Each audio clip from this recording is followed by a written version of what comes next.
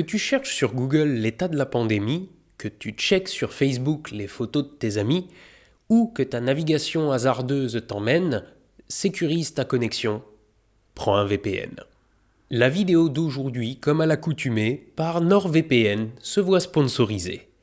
Chez NordVPN, on vous propose le service, accessible même aux plus grands des novices, de cacher le lieu de votre connexion.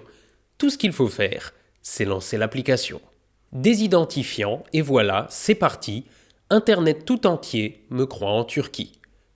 À quoi bon, dit-il d'un air interrogateur, déguiser là où se trouve mon ordinateur ? Eh bien pour déguiser, si tu le souhaites, tes origines aux vendeurs sur Internet. Ne sois pas touriste pour les services de location et peut-être auras-tu une réduction. Un autre catalogue Netflix t'intéresse ? Va voir ailleurs. Connecte-toi aux US. Tu as encore envie de te faire un ciné ? Ça marche avec les autres sites de VOD. Et si ta famille souhaite un service pareil, tu peux connecter jusqu'à 6 appareils. H24, 7 sur 7, tu as un SAV et l'application est disponible en français. Là où certains services en ligne te dépouillent, NordVPN ne coûte pas la peau des couilles. Pas besoin de dépenser des 1000 et des 100 grâce à la réduc de 70%. Et même si tu payes l'abonnement en une fois, il t'en coûtera que 2,85 par mois. Et si à pareil abonnement tu souscris, tu bénéficieras en plus d'un mois gratuit. Et si par malheur tu n'es pas satisfait, tu as 30 jours si tu veux te faire rembourser. Si cette offre a attiré ton attention, AstronoGeek sera ton code de réduction. À prendre ou à laisser, quelle que soit ta décision, sache mon ami que le lien est en description. Loin de moi la prétention d'écrire comme Hésiode, j'arrête donc là et vous laisse à votre épisode.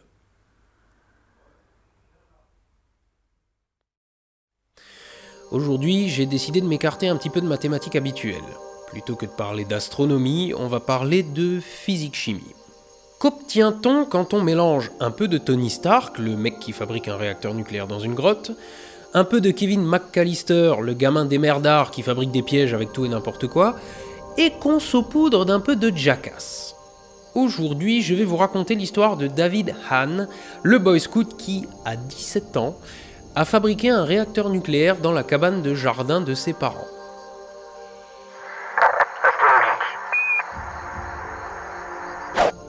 Alors, avant de commencer mon histoire, il y a tellement de débiles profonds dans le monde que je suis obligé de faire un petit disclaimer.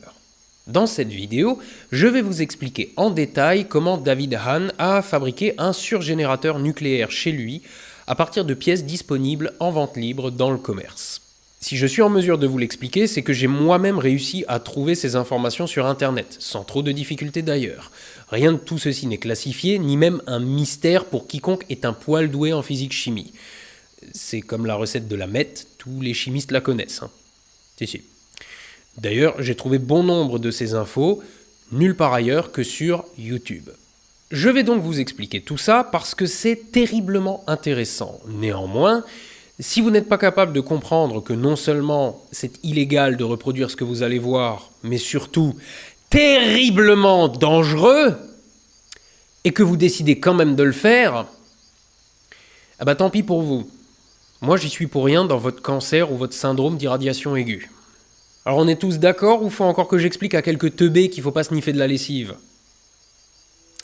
Alors allons-y.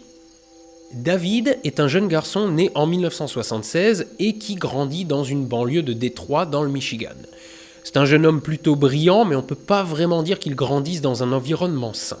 Sa mère, alcoolique, est violente. Son père s'en sépare alors que David est encore jeune, et il vit donc avec lui et sa belle-mère, passant de temps en temps le week-end chez sa mère. C'est un gamin plutôt normal qui passe pas mal de temps à des activités d'extérieur avec ses copains. Il aime le foot, le baseball, le vélo, et devient scout parce qu'il aime passer du temps dans la nature. Mais à ses 10 ans, le père de sa belle-mère lui offre un livre qui va être une révélation pour le garçon. Le Golden Book of Chemistry Experiments. C'est tout simplement un livre pour enfants qui explique comment réaliser des expériences simples de chimie à partir de produits du quotidien. Si vous êtes de nature curieuse, vous avez peut-être eu ce genre de bouquin entre les mains en étant gosse. Perso, j'en ai eu toute une chier. Mais ce livre à 4 $, d'allure totalement innocente, va déclencher une série d'événements d'une ampleur difficile à anticiper. À la lecture de ce bouquin qu'il dévore en boucle, David se découvre une passion pour la chimie et commence à assembler un petit labo fait maison dans sa chambre, chez son père. Sauf que lui, il va pas mélanger du vinaigre et du bicarbonate ou jouer avec des colorants alimentaires. Non. David se procure du vrai matériel de chimie, bécher, tube à essai, bec benzène. Tout son argent de poche y passe.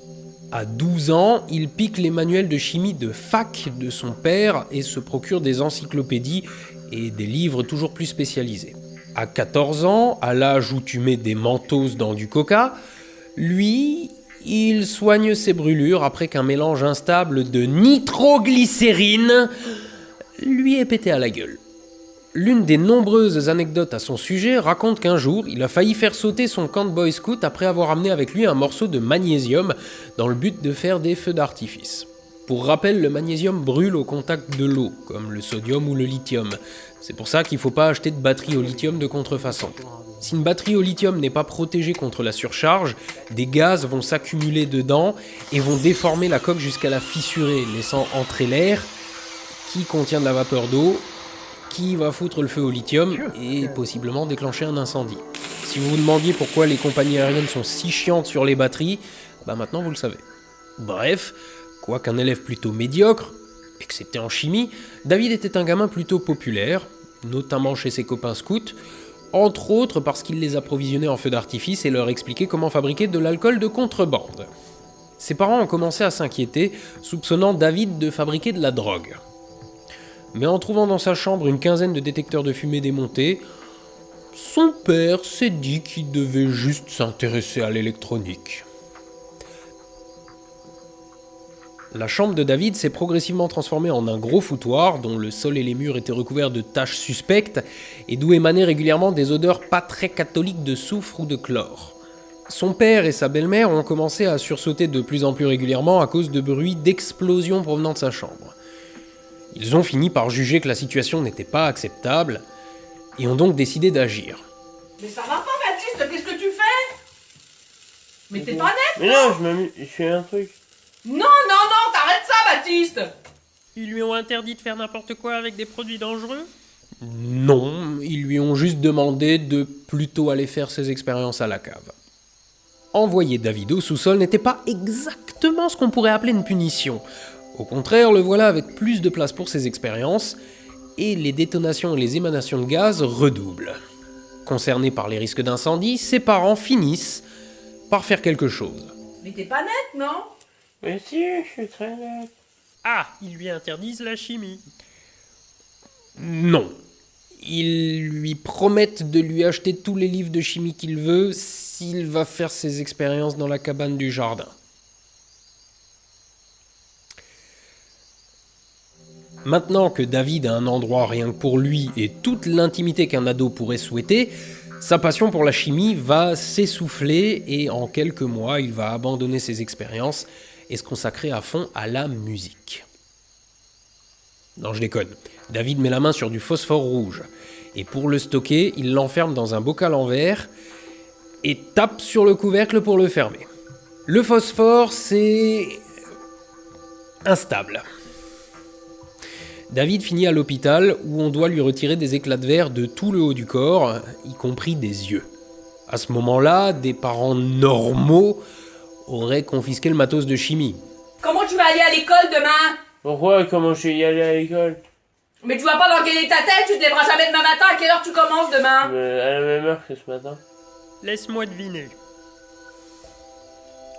Il lui demande juste de déménager son labo dans l'abri de jardin chez sa mère. Comme je l'ai dit, David est scout. Son père pense que plutôt que de faire péter des trucs, il devrait mettre son énergie dans quelque chose d'utile. Comme devenir aigle scout. Chez les scouts, le plus haut grade qu'il est possible d'obtenir est celui d'aigle. Pour devenir un aigle scout, les garçons doivent faire preuve de débrouillardise et d'ingéniosité afin d'obtenir 21 badges sanctionnant des compétences dans des domaines extrêmement variés.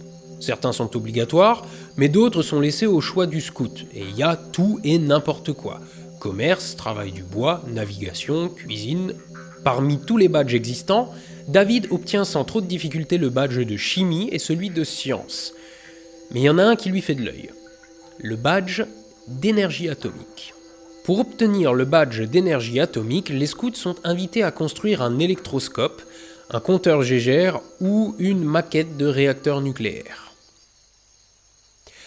Une maquette, David. Une maquette. Mais David, lui,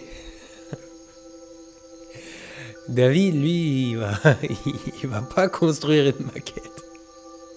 Bon alors, comment on fait quand on a 15 ans, quelques bouquins de physique atomique et qu'on veut construire un réacteur nucléaire avec de l'argent de poche ?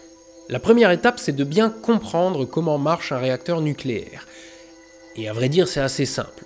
Le gros problème, c'est qu'un réacteur nucléaire, ça fonctionne avec des éléments radioactifs pas forcément faciles à se procurer. David ne peut pas espérer frapper à la porte d'une centrale et demander à repartir avec une barre d'uranium sous le bras. Enfin, quoique quand vous allez entendre la suite de l'histoire, vous pourriez être susceptible de vous dire qu'avec son culot, il aurait presque pu. Notre jeune scout ne veut pas juste fabriquer un réacteur nucléaire, il veut que son invention soit utile. Quand ses parents discutent avec lui, le garçon se montre préoccupé par l'indépendance énergétique des États-Unis et les problèmes que pose par exemple le pétrole. Autrement dit, David se penche sur l'énergie libre ou comment alimenter une maison en électricité de manière autonome. Il se met donc en tête de fabriquer un surgénérateur.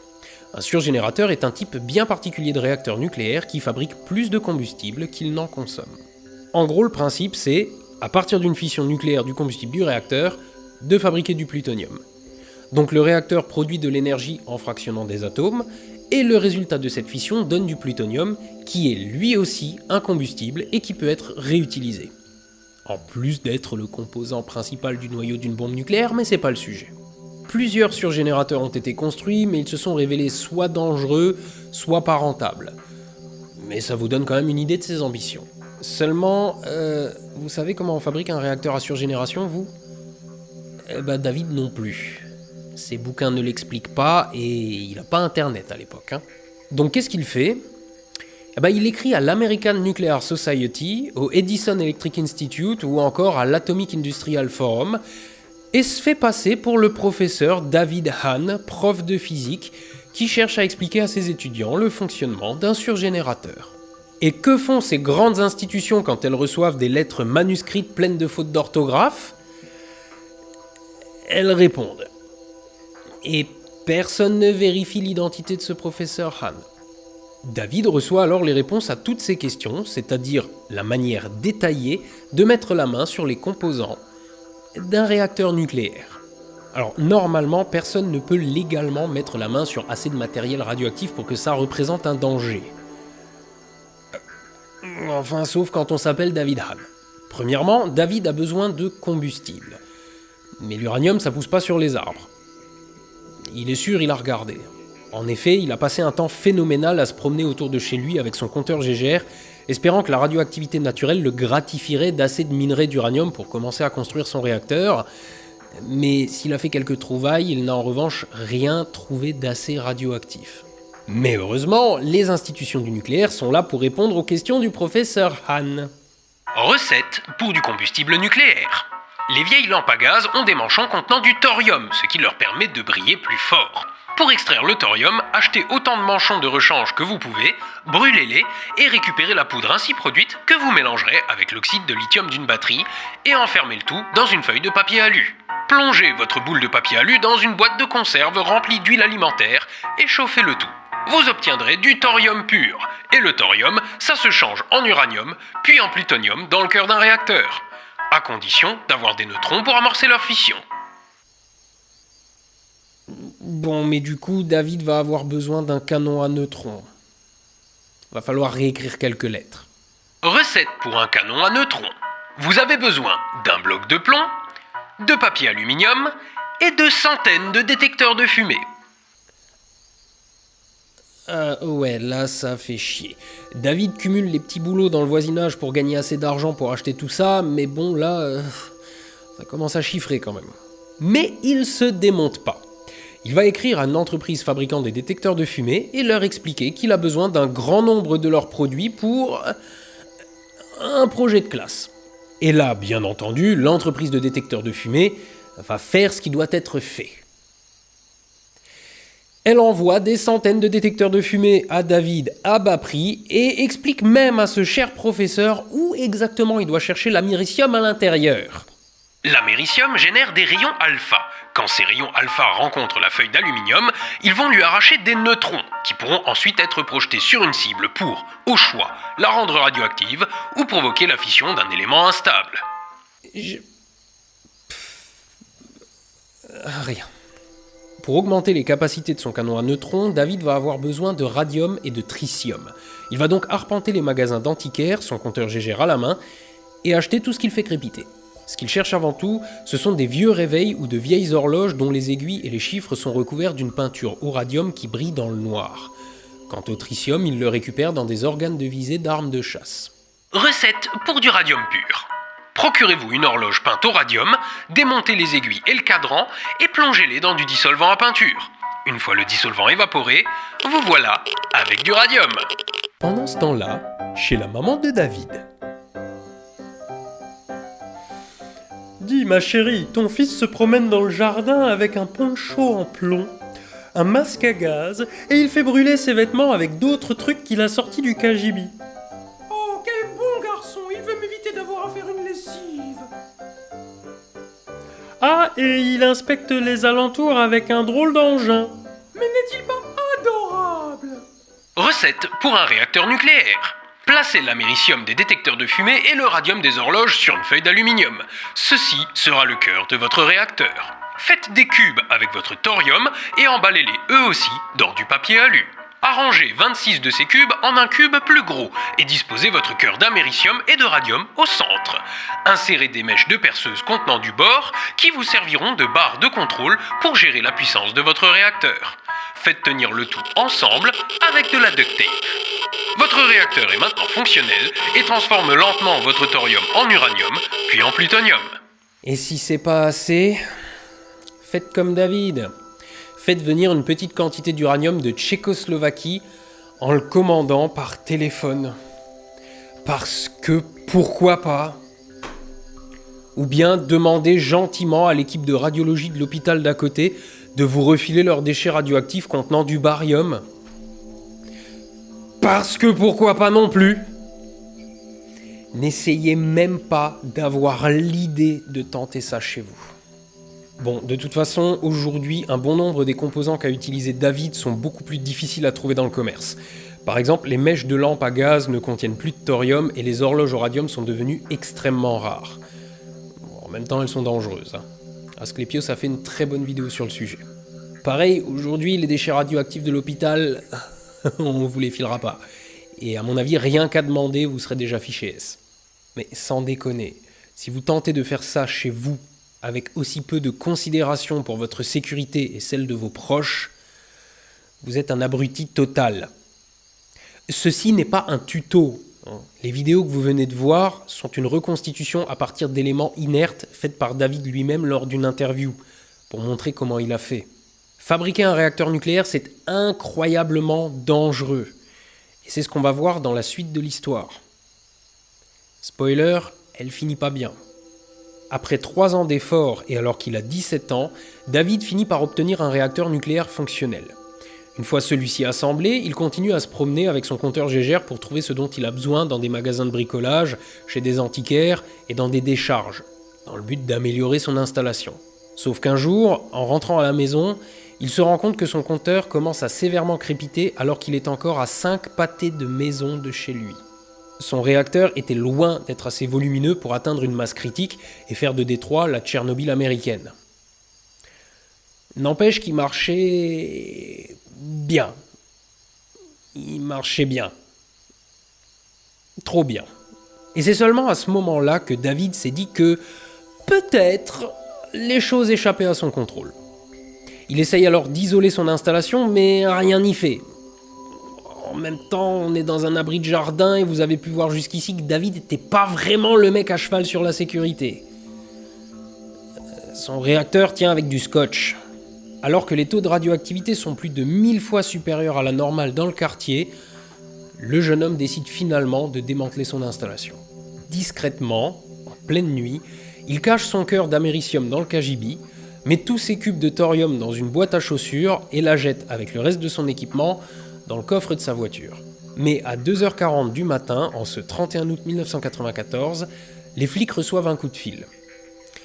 Un voisin a vu le manège et s'est dit que quelqu'un devait piquer des pneus sur les voitures garées en pleine nuit et donne le signalement de la voiture du jeune homme. Mais pas d'inquiétude, cher voisin. Ce jeune garçon n'allait pas voler vos roues. Il faisait que charger un réacteur nucléaire dans le coffre de sa bagnole.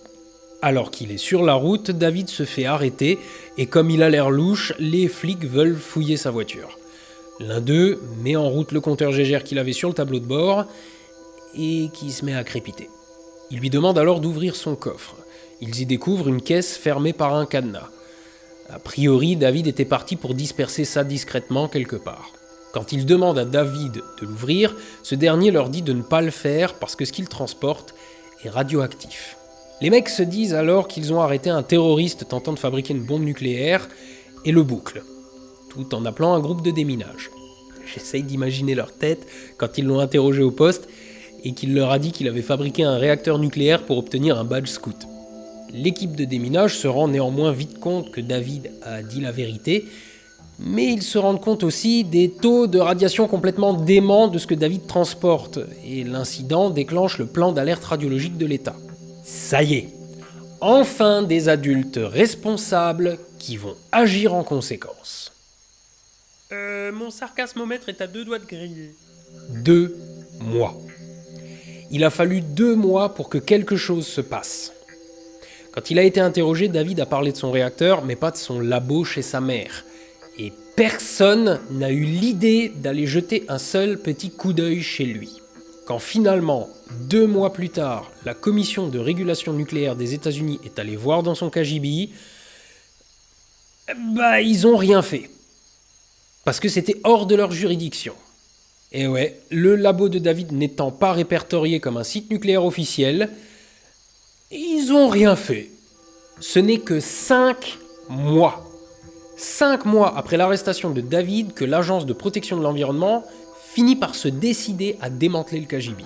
Leur rapport fait état d'un danger conséquent et immédiat pour la santé publique et l'environnement et qu'un incendie dans ce local aurait eu des conséquences désastreuses pour les alentours. Ce qu'ils ont aussi appris durant la décontamination, c'est que durant ces 5 mois, la mère de David a jeté la plupart des choses qui s'y trouvaient à la poubelle. Du matériel hautement radioactif, normalement manipulé par des mecs en combinaison et enterré dans des sites spécialisés, balancé à la poubelle. L'abri de jardin fut entièrement démonté, les morceaux coulés dans du béton et le tout enterré sur le site d'entreposage de déchets nucléaires dans le désert de Salt Lake. Selon cette même agence, les expériences de David ont exposé directement ou indirectement et à des degrés divers près de 40 000 personnes à des rayonnements radioactifs artificiels et pour certains d'entre eux à des niveaux cancérogènes. Malgré ça, David ne fut pas condamné. De toute façon, condamné à quoi ? Aucune loi n'interdisait à un particulier de construire un réacteur nucléaire. Bon, par contre, la décontamination du jardin et des environs a quand même été facturée à la mère de David, qui a reçu une jolie facture de 60 000 $. Maintenant, vous vous attendez peut-être à un happy ending. Vous savez, du genre David a été remarqué par l'industrie du nucléaire et maintenant il dirige une centrale. Mais non. Peu après cette histoire, la mère de David, toujours alcoolique, s'est suicidée. Sa copine l'a quitté pas bien longtemps après. David n'avait que peu d'intérêt pour ce qui n'était pas de la physique ou de la chimie, mais sans résultats scolaires suffisants pour travailler dans le nucléaire, il s'est lancé dans une formation de métallurgie qu'il a abandonnée rapidement. Il est ensuite entré dans l'armée, mais a été rapidement diagnostiqué schizophrène, et donc réformé. En 2007, il s'est fait choper en train d'essayer de piquer des détecteurs de fumée. Sur sa photo, apparue à la télé, on distingue de nombreuses plaies sur son visage, dues à l'exposition prolongée à des matériaux radioactifs. Manifestement, son intérêt pour ce qui fait crépiter les compteurs Gégère ne s'était pas éteint. Les autorités ont soupçonné David de s'être à nouveau procuré de l'uranium, mais personne n'a réussi à le prouver. Il lui a été proposé à plusieurs reprises de subir des examens médicaux pour déterminer si ses expositions répétées et prolongées à du matériel radioactif avaient eu des conséquences sur sa santé, mais il refusa à chaque fois. David est mort en septembre 2016 à 39 ans. Son père, chez qui il vivait, l'a retrouvé inanimé dans les toilettes. Les médias ont alors supposé que le Boy Scout radioactif était mort à la suite de ses expériences. Mais son autopsie révéla un très fort taux d'alcool dans son sang et son père confia que peu de temps avant sa mort, son médecin habituel n'avait toujours pas décelé le moindre signe de maladie imputable à son exposition à la radioactivité. En 1999, 2 étudiants de l'Université de physique de Chicago ont reproduit le montage de David. Et ce réacteur est bel et bien capable de produire du plutonium. Quelle leçon faut-il tirer de cette histoire ? Je sais pas.